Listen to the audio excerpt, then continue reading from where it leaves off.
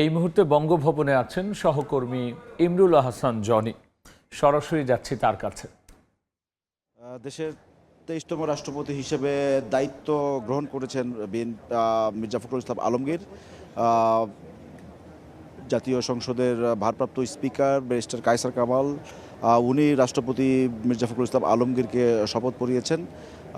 এরপর পরে আনুষ্ঠানিকভাবে উনি দায়িত্ব গ্রহণ করেছেন। ভারপ্রাপ্ত রাষ্ট্রপতি মেজর অবসরপ্রাপ্ত হাফিজউদ্দিন আহমেদের কাছ থেকে এই দায়িত্বটি উনি গ্রহণ করেছেন।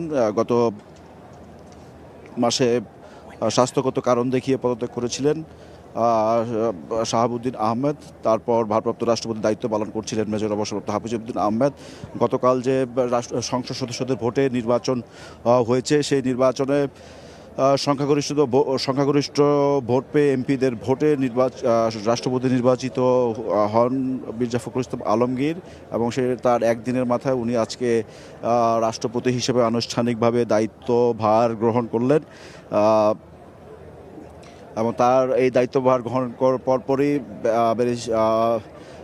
ভারপ্রাপ্ত রাষ্ট্রপতি যিনি ছিলেন মেজর অবসরপ্রাপ্ত হাফিজউদ্দিন আহমেদ, উনি স্পিকারের পদে ফিরে গিয়েছেন।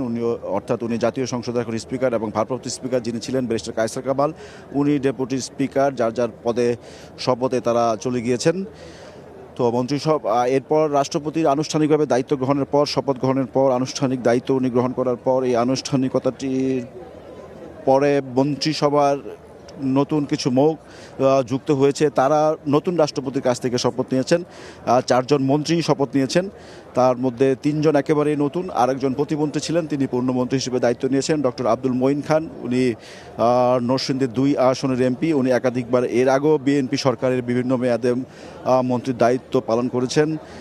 শাচিংপ্রু বান্দরবান থেকে নির্বাচিত সংসদ সদস্য, উনি মন্ত্রিসভায় নতুন যুক্ত হয়েছেন, উনিও শপথ নিয়েছেন। এছাড়া বিএনপি জোটের শরিক যা বাংলাদেশ জাতীয় পার্টি বিজেপির এমপি আন্দালিবুর রহমান পার্থ, উনি পূর্ণমন্ত্রী হিসেবে দায়িত্ব নিয়েছেন। এছাড়া রশিদুজ্জামান মিল্লাত, উনি প্রতিমন্ত্রী ছিলেন, উনি আজকে পূর্ণমন্ত্রীর দায়িত্ব নিয়েছেন। এরপর আরও 2 জন প্রতিমন্ত্রী নতুন একেবারেই মুখ, তারা প্রতিমন্ত্রী হিসেবে শপথ নিয়েছেন।